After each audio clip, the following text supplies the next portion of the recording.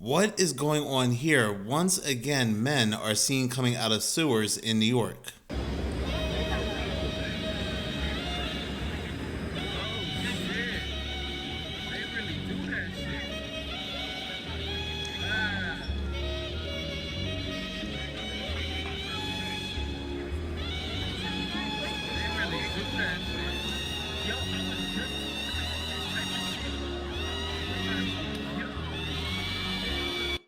But what's very interesting is that this group of men seen on August 22nd look very similar to another group of men seen going down another sewer back in May. And from what it looks like, they're not concealing or hiding their faces. So the question happens to be, where's Flock? Where's all these AI surveillance cameras when it comes to these men? Because the main excuse we keep hearing is that these men are going down there to look for jewelry, valuables, but we don't know. We don't know at the end of the day what they are doing, and it is very illegal to open up a sewer and go down there. The NYPD has come out months ago saying that they cannot locate these men to question them, yet the NYPD are one of the biggest users when it comes to AI facial surveillance. So my conspiracy theorist brain is leading me to believe that these men are allowed to go down there for a reason, and it has nothing to do with valuables.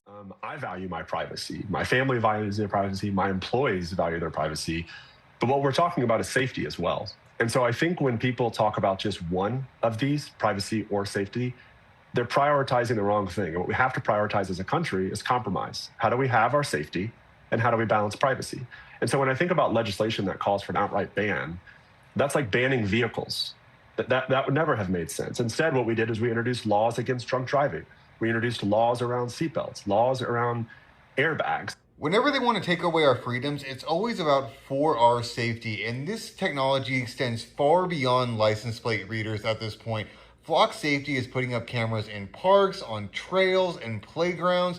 And these are AI cameras that track people, no longer just license plate readers. This is about the mass surveillance network being established in America, and nobody's falling for it. If we look at the comments here, they will always use safety as an excuse when they want to infringe on your privacy. Rip them down.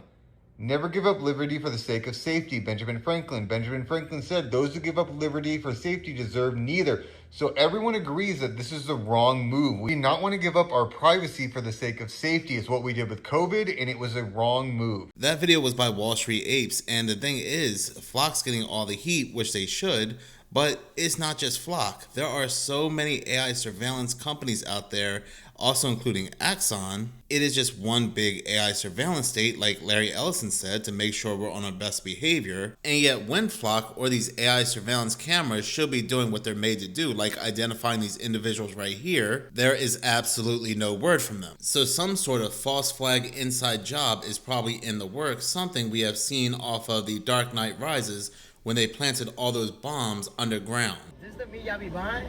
Like, where he's scooping this from? Is he on the floor?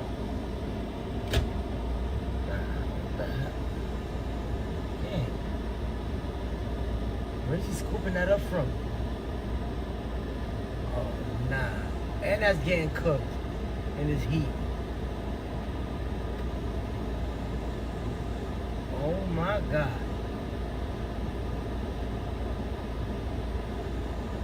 That don't even look real.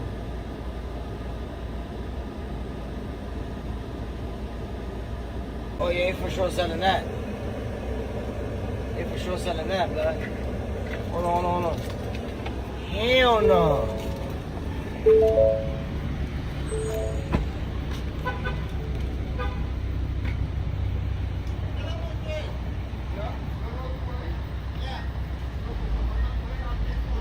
Oh, they selling that for real.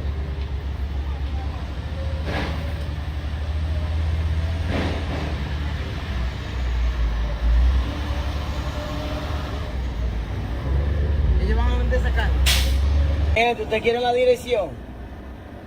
Mira, ahí es. Míralo ahí. Esos panas que están ahí. El 458 South Broadway. En yo. Mira, ¿qué es esto? ¿Una carnicería? ¿Esto es una carnicería? ¿Esto es una carnicería? No. La carnicería está para aquel lado. ¿Y por qué estamos recogiendo la carne del piso ahí?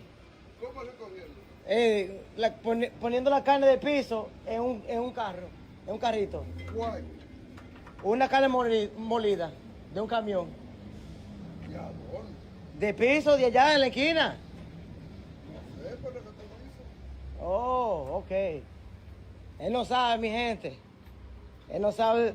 Él no sabe. So people are saying that this is meat that these men are handling, mystery meat.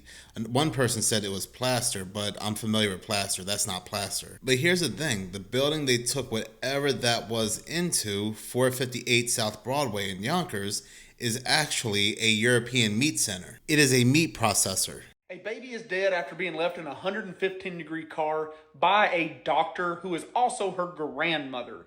What's crazy about this is right now, no charges being brought against the grandmother. And like, it doesn't look like she, as of right now, that she's going to stop having to practice medicine. Now, charges could still be brought up just because they haven't yet, but this happened more than a week ago, and nothing has still happened as of today, August 22nd, 2026. I know I wouldn't want that to be my doctor, because if she's that forgetful to forget about her granddaughter in a car, she's going to forget to do something when she's checking you out, okay? This was at the Owensboro Health Multicare in Kentucky. Now, what's crazy about this case is she actually moved there a year prior to help take care of this baby that she would later be responsible for its death. So what happened was that she just forgot about it. That is also her statement, that she just forgot. So she picked the baby up to take it to daycare. Her parents were going to pick the baby up from the daycare later. You know, the baby's parents are going to pick her up. The doctor just went to work and forgot to ever take the baby to daycare and just left the baby in the back seat. The baby sat out there for 8 hours and the car was approximately 115 degrees inside. She never remembered that she left the baby in there. What happened is the parents went to go pick the baby up from the daycare, realized the baby wasn't there, and called grandma, the doctor, and said, hey, you know, Dr. Stacy Basenbaker, where's our child, your granddaughter? And that's at that moment, apparently the doctor freaked out, ran outside with medical staff with her. They started trying to do like life-saving measures on the baby. The baby had been dead for a long time, like that, not even close. I mean, it's, if you get left in that kind of heat, even as an adult, there's a great chance you're not going to survive an hour, let alone 8, and you're a baby. Okay, it's not going to happen. Now, this is very important because I wanted to listen to what I'm saying here. I want you to listen. I understand it was an accident. I don't think this lady did it on purpose. Obviously not. But if no charges are brought against her and there is no penalty, it will set a precedent for any parent that wants to dispose of their baby as this is the president. We can just pretend that it was an accident, whether it's an accident or not. That video was by Nomad's Animals Encounters, and this is crazy. This is how authorities are describing what happened. 10-month-old Scotty Crowell was accidentally left in a car all day yesterday. Investigators are calling it a devastating oversight that has shattered a family. So that's what they're saying. It's just an oversight, it's just an accident. And as you heard what Nomad's Animal Encounter stated, as of right now, they're not pursuing any charges against the grandmother, which does indeed open all kind of doors for parents in the future that realize having a baby is too much for them. And they'll just say, well, I was just stressed out. I didn't realize the baby was in the car while I was headed to work. It was just an oversight, and that is that. But in Kentucky, there are child laws where you can be charged for accidental neglect, such as leaving a child in a hot car when you didn't mean to. This is by far one of the most disturbing images ever to be found on the internet. This image was taken literally minutes before the Omagh car bomb incident happened, so viewer discretion is advised with this story. This photo was taken on August 15th, 1998, specifically in a town center in Northern Ireland called Omagh. A Spanish tourist and his son are just standing there next to a red Cavalier, just having a good day and taking a photo. Little did they and everybody else know that that exact same car they took a photo next to carried 500 pounds of explosives that detonated, killing 29 people literally minutes after this photo was taken. The explosion was so powerful that you could actually see it in this photo of the aftermath. Now, even though there was no one officially arrested for the incident, we do know who did it. The group responsible was known as the Real Irish Republican Army. They were a splintered off group from the actual IRA. They even notified the authorities that this was going to happen. However, they did not tell the exact location, or at least the right location. And even though there was an actual arrest, in 2009 a civil lawsuit did close, but they did find 4 real IRA members liable. Crazy enough, the dad and the son actually survived the encounter. However, the photographer who took the picture unfortunately did not make it. And this photo was pulled from his destroyed camera. It's so beyond disturbing when you find pictures like this that are just Nothing is really inherently wrong, but knowing what follows is what makes that insanely disturbing. That video was by All Hallows Cleve, and it is a disturbing reminder that at one moment, everything can be so beautiful that you stop and take a photo, and the very next second is just complete chaos. Your world is turned upside down. So, I am not one to make videos on like food critiques and try to downplay something, but this is a serious matter. So long story short, I go to Burger King, boom, I want to get the honey mustard chicken wrap, whatever, snack wrap.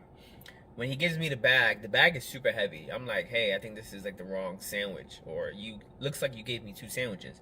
He's like, no, that's how it is. Okay, never seen a snack wrap the size of panini, but okay, cool. Excuse me, I'm still like gassy from this. So I'm eating it, right? And to get in perspective, this is the second one. I haven't even eaten it yet. So you see how big it is. It's girthy, right? So I'm eating the first one that's right here, and I'm like pulling. Like, okay, I'm thinking maybe it's a piece of fat, whatever. No. As I'm eating it, right, I get to the second like bite of me like pulling, and I'm like, that's kind of weird. It's gummy and like gooey. I look at it, bro. Bro, it's not even chicken meat. It's like a clear, glistening, gummy, like texture. I'm like almost about to throw up thinking about it too. And to show you that I'm not crazy, like half of it was like chicken, the other half is like some gooey stuff, right? So you guys can see, you see this is the gummy, and at first I thought it was like some type of cheese or the sauce, and this is like the chicken. That is straight like gummy BS. And I'm looking, I'm like, is that raw? They really gave me raw chicken. That's what I'm thinking. But now that I look at it, it's not even chicken. I don't know what it is. I had to put this here because I was kind of like foaming a little bit from like gagging, right? When I was eating it, when I realized it. It's to the point where I don't even want the second one because I'm scared to even eat it. So if this is what they're serving as chicken in Burger King, yo, I'm telling y'all right now, PSA, do not eat the chicken at Burger King. I don't know if you guys can even see it, but that's not even chicken. I thought it was the honey mustard sauce. That is pure like fat, gummy, whatever it is. But that's no way that's safe to eat. Burger King, y'all gotta do better. If this is what y'all serving, I promise I will never eat another chicken sandwich or anything chicken from Burger King. And it's supposed to be real chicken. Nah, bro, I've never ate something like that. And I'm telling y'all right now, do not eat the chicken from Burger King. That video was by Hot Rod the Ad-Libber, and I keep telling people over and over again, leave these places alone. Not even the CEOs are on camera swallowing this meat. Yeah, the Burger King CEO took a big bite trying to outdo the McDonald's CEO, but they're never on camera swallowing it. Hot Rod here probably put Bill Gates' raw chicken in his mouth, and that is disturbing. Did a young Singaporean girl who goes under the handle MadeTroller17 back on October 5th, 2012 actually say and tweet out, "Stop ChatGPT"? ChatGPT wasn't even an idea then. Yes, she really, really did. I had to go through like 15,000 tweets to get to this. This girl, she only posted from like 2012, the beginning of 2012 to like midway kind of in 2013. Just in that 1 year, she put up 46,000 posts on Twitter. I had to go through, actually the first time I went through 20,000 to get to this tweet right here, because she tweeted like hundreds of times a day. Every single thought that came into her head, she just tweeted it. I mean, there was like hundreds of tweets where she just was like, charge. So I don't know. But one thing is for certain, ChatGPT didn't exist. And yes, this girl, Marianne, said random things, and you can go look at her account. Her account's still up. She hasn't posted. Her account got hacked at the end of 2013. And then she moved to another account and they had like 68 followers. But just to put some perspective on this tweet, she tweeted random things, but this seems oddly specific. And this wasn't the only tweet that I had found. I stayed up all night. I I need to do better about sleeping. But I found this other tweet too. This account right here posted this on November 24th, 2013. It says you can't stop Grok. And I went and looked at all those. I was looking to see, I know it says her MVP, but it was like a dude's picture. So I don't know. I don't know if these accounts, when they post something like this, I've noticed a trend that when they make some sort of prediction about AI or something like that randomly back in 2012, 2013, literally within weeks, their account gets hacked. Maybe that was just a feature of Twitter. Still is. That video was by American X4X, and this is a very interesting coincidence. People are saying that this is somebody trying to warn us from the future, kind of like Terminator. But people are also pointing out that GPT in Indonesia is an abbreviation for gapenting, which for people in Indonesia means pointless or useless, so she could really be saying stop pointless or useless chatting or texting. But either way, years later, given the fact of where we are today with ChatGPT, OpenAI, and Sam Alternative Man, it's still a very interesting coincidence, especially given the fact that Sam Alternative Man has an entire blog called The Merge, which he wants to merge humanity with AI. McDonald's built a 515-page dossier on me, and it says I'll never stop eating there. As a California resident, I have the legal right to access the data a company stores about me. Other states also have data privacy laws, and similar rights exist in the UK and the EU, so it's worth checking on the privacy rules where you live. After I requested my data from McDonald's, I received the 515-page file in my inbox a few days later. The sheer amount of data McDonald's had collected over the years initially caught me off guard, but what was more surprising was what their predictive algorithms were doing with it. Turns out, Ronald McDonald had been keeping tabs on me. Here's what he knew. The dossier estimated I'd visit 2.16 times before mid-September and spend exactly $29.15. It labeled my core behaviors as a food-led afternoon snack and an on-the-go lunch in a rush, which my household naturally refuses to let me live down. It also put my customer attrition likelihood at 0, likely meaning McDonald's believes that I will absolutely come crawling back for another large Diet Coke. Alright, but there's a bigger issue here. The power imbalance between a customer and a company collecting all this data. A McDonald's spokesperson told Wired the company takes data privacy and security seriously and uses information like past purchases to provide more personalized deals, offers, and messages. Much of my 515-page report was a detailed history of my McDonald's habits. Every time I opened the app to grab a bite to eat, it created a detailed record of when I went, where I went, and what I purchased. A professor at the University of Washington I spoke to sees this power imbalance as impacting users, saying that rather than benefiting customers with sweet deals, loyalty programs can be used for long-term surveillance. While many of the data points in my McDonald's report, when viewed individually, seem innocuous, the accumulation of information over years creates a creepily accurate picture of my habits. Aggregating that information and processing it with AI can go beyond counting my fries and reveal things like where I'm likely to be, what I'm doing, and how I spend my day. So I saw this video off Matrika's channel, and if McDonald's has this much information on people, just imagine the amount of information places like Walmart must have. I work nights in the Appalachian Mountains, and a lot of times my camera will catch things that I can't see. I wanted to share this video with you guys of something I caught the last couple nights in the dark on the mountain, coming out of the mountain. It makes no sense to me. And I had an AI photo thing do what they call a professional cleanup job on it to form the look of it. So I'm going to share that in the video after the little things that I've seen. And I'm also going to slow them down so that you can see how weird it looks. But it makes 0 sense because there's nothing but mountain right here. It was late. It was like between 12 and 2 a.m. when it happened. And I had left my phone out on a pole recording for like an hour. And then I went through all that video meticulously looking to see if I seen anything weird. And that's what I found. And so I was shocked because nothing should produce lights, little lights like that going in different directions and looking intelligent, following the motion of the mountain and going. Anyway, just let me know what you think because this world has gotten so crazy. See what's going on. I don't get electrocuted or nothing.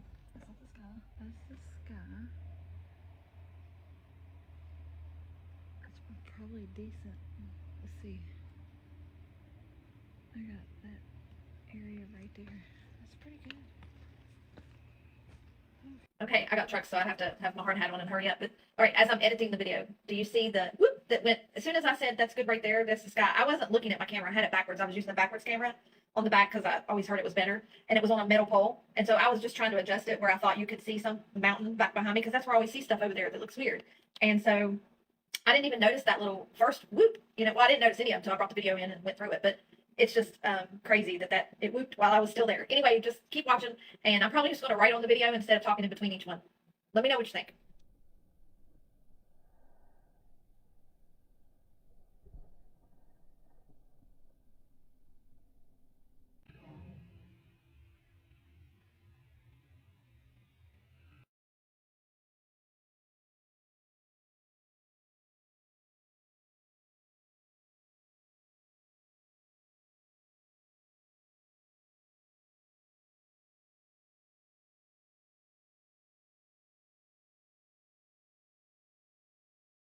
Okay, those were some shots of what I seen. Slowed down. Now look at the still shots and then look at my outline of what I can see in the still shots. I'm not sure if you'll be able to see it. I think you can. Different people see different things in photos. And then I'm going to show you what the AI photo thing did to bring out what it says that it could do by separating light from dark and cleaning up the pixels and everything. And I'll show you what that result was.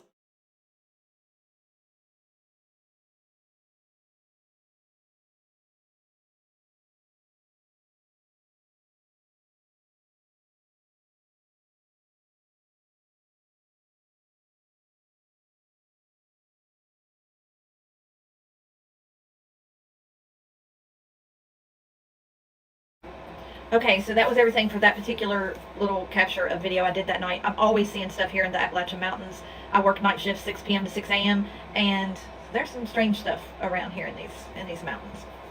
Those lights, by the way, would have never been able to been seen by the naked eye had I not slowed everything down, because you had to zoom in and slow everything down to a crawl to even catch them. And they're way too big to be bugs because you can measure by how they go over the top of the mountain and the treetops, and the trees are huge. So yeah, they're not bugs.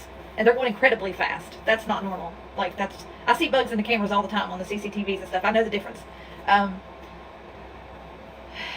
don't know. I don't have answers, but I have a lot of questions. Let me know what you think. That video was by Unwitting Detours. She also has a YouTube channel, Signals in the Dark. There's just so much mysteriousness and energy in the Appalachians, and seeing this, I can't just help but think of those black flying things I talk about quite often on both of my channels. Did you move into a missing woman's house? This guy was going to college, so he moved into a little house next to his college. The owner of the house told him that the previous tenant went missing, and that's why the house is for rent. So he was taking a bunch of pictures one day to post on his social medias when he realized in one of the pictures there was something behind him. What looks like a woman with long black hair is floating behind him. The woman is translucent. She's barely visible, but you can see her when you enhance the photo. Now, the OP of this video believes that this is the missing woman that was the previous tenant of his home. And when you compare the pictures side by side, it looks a lot like her. So it makes you wonder, did the woman actually go missing, or is she in that house somewhere? And does the landlord know anything about this? I don't know. It's pretty sketchy to me. What do you guys think? Let me know. That video was by Chelsea Woe, and yes, this is the internet. We just can't take anything for face value, but if this is true and this photo is legit, I can't help but notice similarities between that photo and that woman. Maybe that woman's body is trapped somewhere in that house. There have been stories like that before. Okay, so the video I'm about to show y'all is over a decade old. It is not a deep fake, and it is full proof that they have absolutely been walking among us. This footage surfaced in Russia about 2012-2013, where it was some type of prestigious event with a bunch of elites, and yeah, the lights went out amidst a performance, and guess what? A few select people's eyes started to glow. Since that time, it has been repeatedly reposted with a bunch of different explanations as to what exactly happened.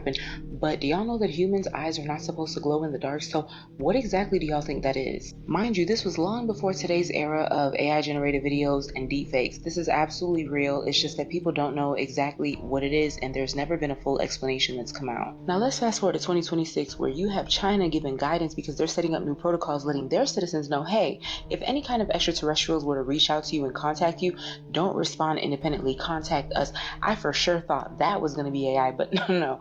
that's real too. And that doesn't mean that China knows that the aliens are here, and the old video isn't proven to be extraterrestrial, but it just makes you wonder if we've been asking the wrong questions. Are we thinking of aliens in a way that we should be considering fallen angels? Are we considering it like, oh, aliens are just now getting here, when the truth is they've been walking among us this whole time? What do y'all think about that? It just goes to show that we are not being told the truth. A lot of information is being withheld, and most importantly, the question is why. So drop your thoughts in the comments. Do y'all think the aliens are here? Do y'all think that they exist? I don't know. It's just my personal opinion. This is all alleged. Can't confirm or deny any information, but I definitely implore you to do your research. Like, follow, stay for some more tea. That video was by Pravi, and supposedly, when it comes to the whole China sending out text messages to its citizens, warning them not to talk about aliens, supposedly, it was the International Academy of Astronautics updating its SETI guidelines. That is the official story anyway, and supposedly it was a miscommunication on social media. But yeah, when it came to the glowing eyes in Russia, some are saying it was just contacts, but it was so scary for the band members that played on stage. When they saw this, they immediately shut the whole thing down and left. На самом деле, как выступление. Но что-то случилось со светом в прекрасный момент. Просто погас. Почему-то у большинства людей, которые были в зале, а там были люди совершенно такого серьезного полета, стали светиться глаза. Барабанщик у нас, собственно, выронил палочки, и больше мы песен не играли. Было пиздец как страшно, поэтому мы съебались оттуда даже. Я и не помню, как мы дома оказались. А кто эти люди были? Можешь назвать фамилию? Да чего ты? Ага.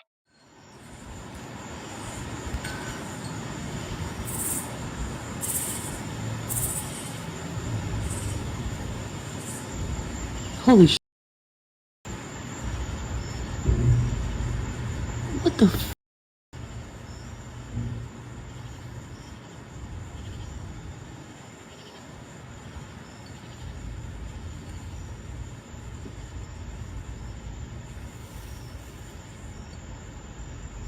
Yo, am I tripping? What the f***?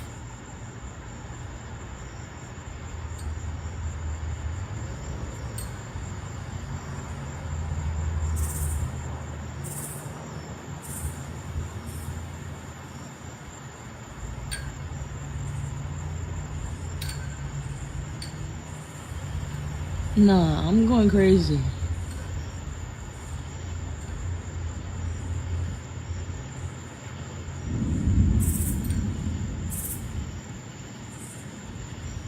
I don't know where that person is located, but that looks like something you would see directly above CERN. This is Dan Bell is a YouTube channel that focuses on exploring dilapidated buildings, ranging from abandoned malls, motels, and even asylums. But in 2017, while going through the New Mexico desert, they discover an abandoned truck stop next to various other buildings. So he and his team grab some equipment and make a plan to go inside and begin filming what they thought would be a great addition to their channel. But after a close call with a rattlesnake, they decide to check one more building before leaving. But soon this adventure would turn into a nightmare for them. Look at all the tumbleweeds.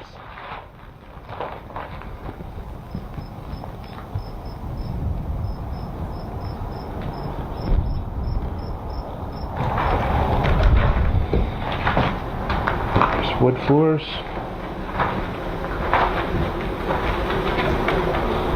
Oh!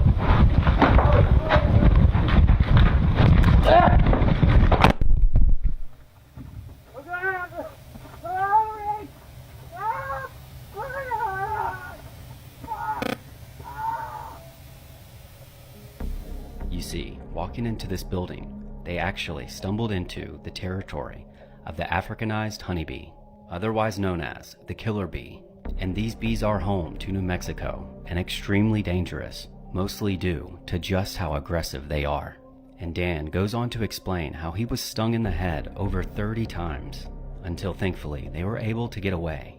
But if you ever catch yourself in this situation, make sure you run, and make sure you cover your neck and head, because if stung in the neck, it can cause trouble breathing. And try to put as many walls or doors in between you and the bees. Lastly, if you ever hear that low humming noise, slowly back away. because these bees don't need a reason to attack you.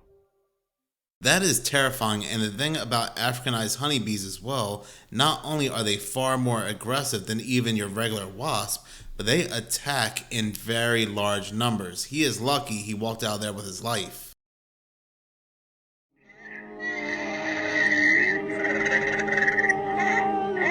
I have yet to find something that freaks me out as much as Henry McCabe's voicemail. Henry McCabe was a 32-year-old man who fathered 2 daughters with his wife of 11 years. On the night of his disappearance, he had been partying with friends at a club in Minnesota since it was Labor Day weekend, and his wife was away with the kids in California. Now, there have been differing reports about the agreement Henry and his friend had come to. Some say that it was Henry's friend that agreed to give him a ride with the understanding that he wouldn't be taking him all the way home that night, while other reports say that it was Henry who requested being dropped off elsewhere. Nevertheless, Henry and his friend left the club together around 2 a.m. before Henry would be dropped off at a gas station, never to be seen alive again. Now, here's where things get strange. Shortly after being dropped off at the gas station, Henry's wife would receive a voicemail from Henry's phone in what at first sounded like a pocket dial, but it's now believed to be Henry's final moments captured on disturbing audio. In this voicemail, you can hear gurgling, almost animalistic types of noises. He seems to be moaning and screaming in pain, and what's being said can't really be deciphered. Henry was reported missing pretty quickly after he failed to show up for his job as a state auditor, and police immediately began their search for him by questioning the last person to see Henry alive, the friend who gave him a ride,